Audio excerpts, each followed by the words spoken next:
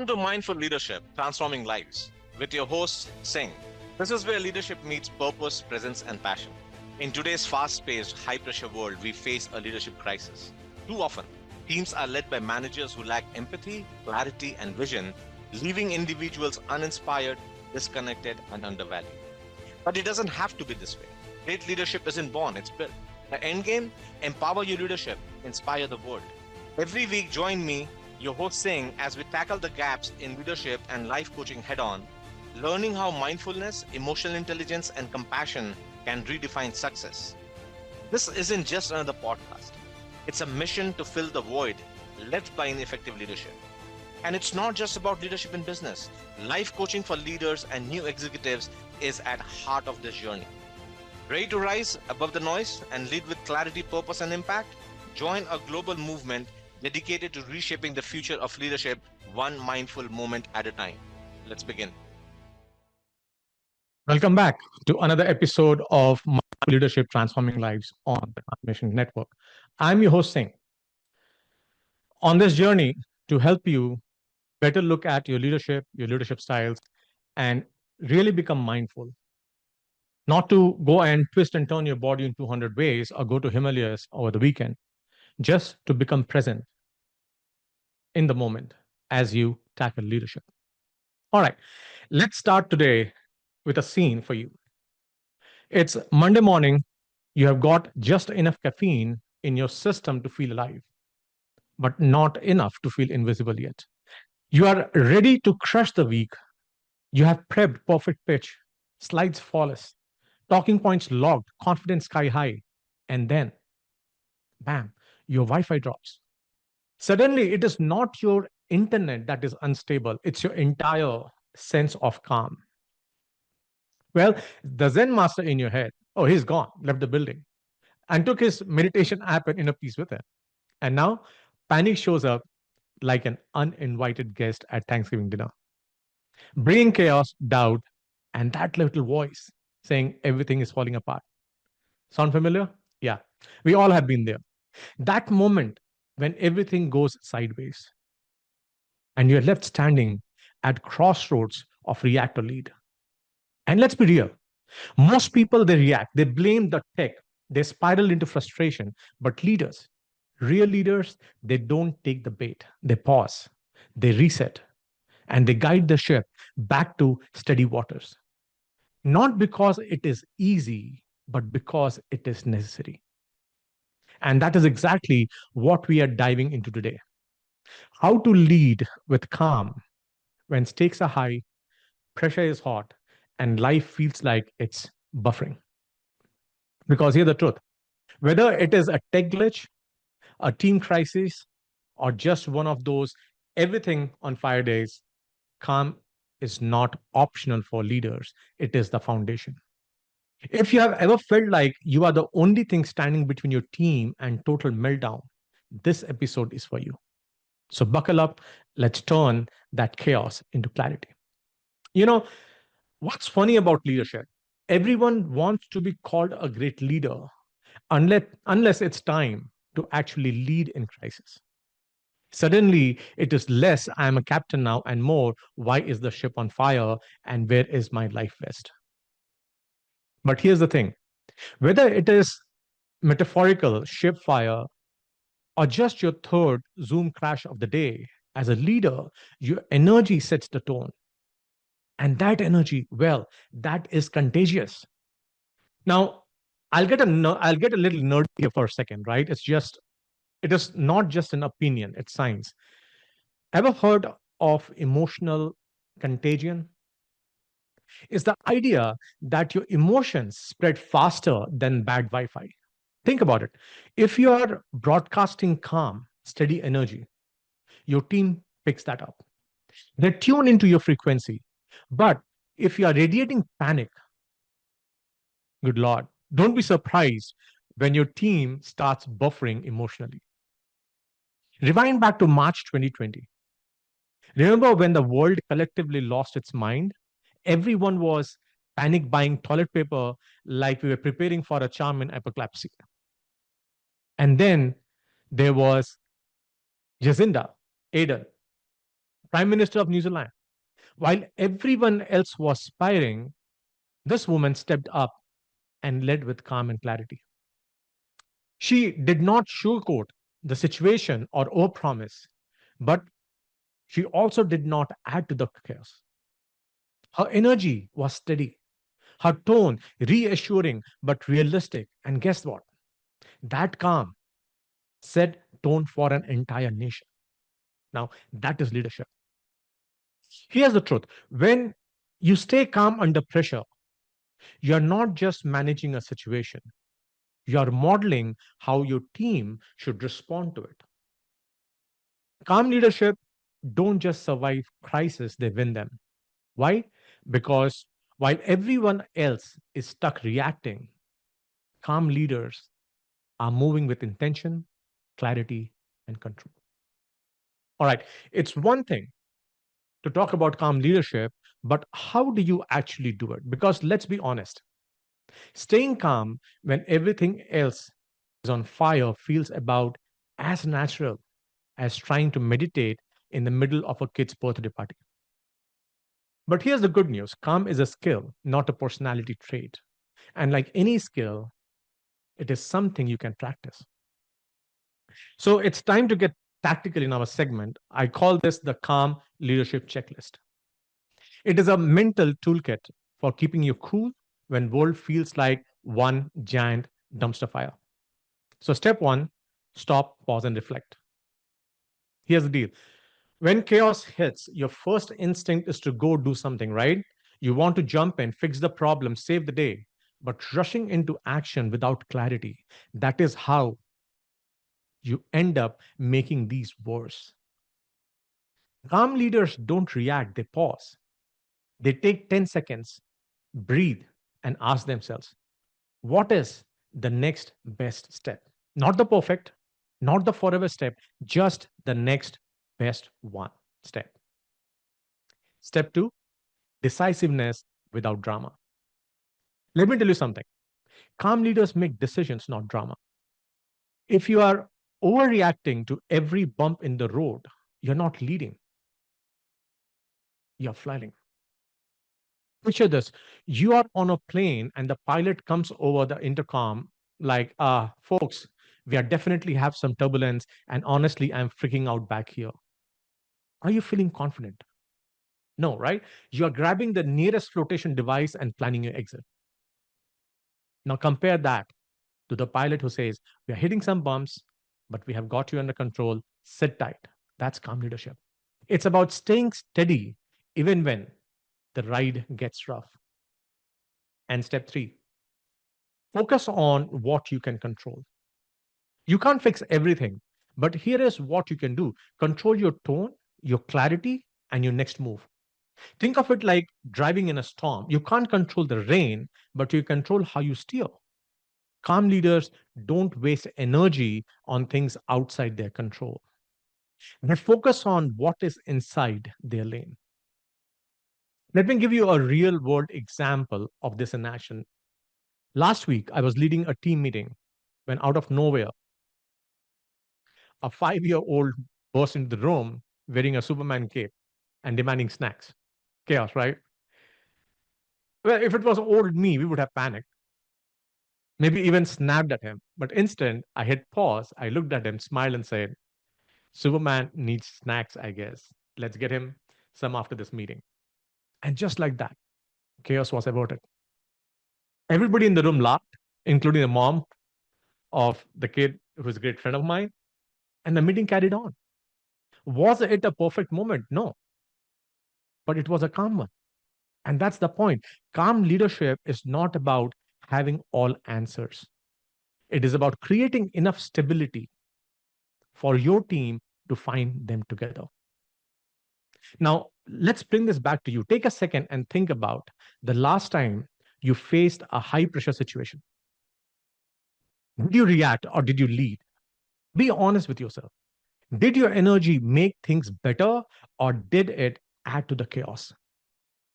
And here is the challenge: the next time you feel pressure rising, whether it is a tech glitch, a tough conversation, or just one of those Everything is on fire days. Pause for 10 seconds, breathe, and ask yourself, what is the next best step? Just 10 seconds.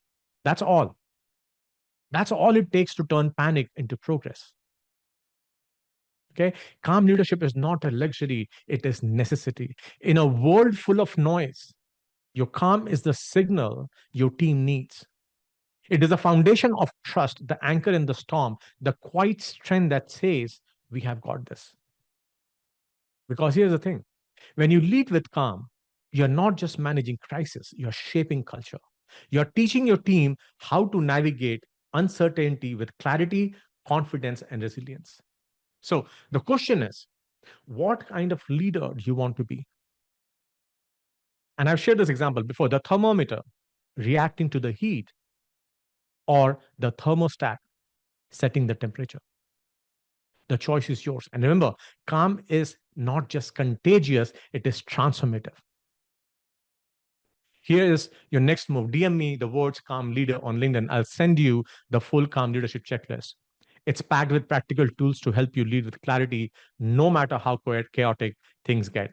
And hey, share this episode with someone who's been spiraling lately because we all know someone who could use a little more calm in their corner. So let's get real for a second. Think about the last time something really threw you off course. A client blew you up on a call. Your boss dropped a last minute deadline. Or maybe the universe just decided to test your patience with bumper to bumper traffic on the one day where you were already running late. Now, here's my question. Did you pause before reacting, or did you go full steam ahead into panic mode? Be honest and no judgment. That's about mindfulness. We have all been there. Calm is not some mystical, out of reach superpower for monks or people with really well behaved dogs. No, it is a skill. And like any skill, it takes practice. Good news, you don't need months of silent meditation to start building it. You just need a few practical tools. And I've got of them for you today. So grab a pen, or better yet, just commit these to memory because they are about to change the way you lead under pressure. All right. So the first tool, let's talk about your breath. Yeah, that thing you do 22,000 times a day without even thinking about it. But here is the kicker. When stress spikes, most of us forget how to breathe properly. Our breath gets shallow, our chest tightens, and suddenly we are one passive aggressive email away from losing it. That is where box breathing comes in. It's simple. Inhale for 5 counts, hold for 5 counts, and exhale for 5 counts. Picture it like drawing a box with your breath, right? 4 sides, 4 corners. It's like hitting the reset button on your brain. I know what you're thinking. Breathing, really? That's your big solution? Trust me, this works. Navy SEALs use it before high stake missions. If it can calm someone preparing to jump out of a helicopter, it can definitely help you survive your next tense team meeting. So, next time you feel that stress bubbling up, whether it's a passive aggressive Slack message or a full on fire drill, pause, box breathe, and watch how quickly your brain stops spiraling. Last week, I was out in LA in a workshop. Oh my God, that one quantum expansion. And we all started the day with box breathing. And guess who was organizing the box breathing? Jeremy Jackson himself. So think about how simple exercise that even the biggest clients that we have and our friends, we teach them to get the day started. All right, let's move on to tool two, internal scripts. Because let's face it, when things go sideways, your brain loves to narrate the chaos. Everything is falling apart. This is all my fault. There's no way I can fix it. I'm done. Yeah, that internal monologue, it's not helping. You have got to write the script. Instead of spiraling into what if everything goes wrong mode, ask yourself, what is the one thing I can do right now not to move forward? Notice I didn't say fix everything or solve the entire problem. Just move forward. What is one thing I can do right now to move forward? That one little shift from catastrophizing to problem solving gives your brain something productive to chew on. Say your team misses a deadline. Instead of thinking this is a disaster, you ask, what is the next best step? Maybe it is a quick regroup with your team or candid follow up with the client. Either way, you're shifting from reacting to responding. And there's the best part. When you model this kind of mindset for your team, they start picking it up. Your calm becomes their calm. Your clarity becomes the ripple effect that steadies the whole ship. And then the third tool, it's about routines because you can't always control the chaos around you, but you can control how you start your day. And the way you begin your morning, that sets the tone for everything that follows. Here is a catch. A reset routine does not have to be complicated. You don't need a 90-minute yoga session or a perfectly curated bulleted journal. It can be as simple as a quiet walk, jotting down three things you are grateful for, or even 5 minutes of silence before you check your phone. Here's a trick I've taught my younger kid when he was early teens and not that confident. Before you leave the house, just stand in a Superman posture in front of a big mirror and just look at yourself with three deep breaths of being a Superman. What I'm grateful for and what are my top priorities comes from the character that you're building. Maybe for you, it's pouring that first cup of coffee and sitting in silence for a few minutes. Maybe it is blasting your favorite playlist and dancing it out in the kitchen. Whatever it is, make it yours. Because how you start your day is how you show up as a leader. And calm leaders don't start their mornings in chaos. All right. So it's your turn now. It's your challenge. The next time something throws you off, big or small, pause for 90 seconds. That's nothing. But here's the thing, in 90 seconds, you can take three deep breaths. You can ask yourself, what is the next best step? You can recalibrate your energy before it spills into rest of the situation.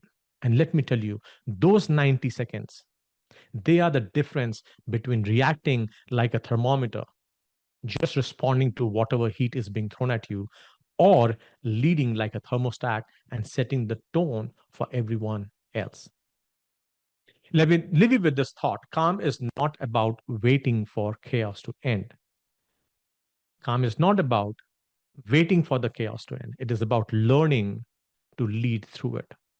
It is about being that person your team looks to you when everything else feels out of control. Not because you have all the answers, but because you know how to set the tone. And remember, calm is contagious. It starts with you. So here's what I want you to do.